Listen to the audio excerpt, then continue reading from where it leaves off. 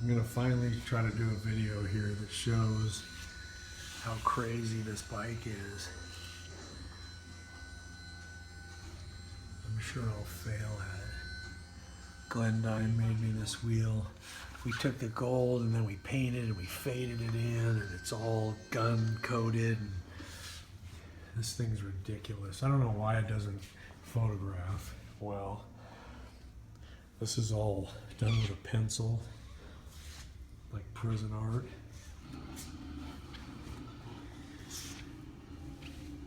You have to see the bike in person. We'll have it at Laughlin here.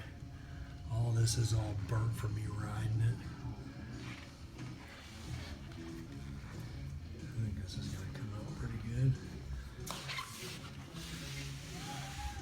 Fishtails we made.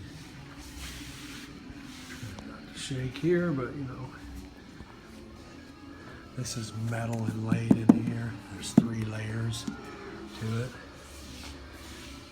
Came out of my bag here on this one.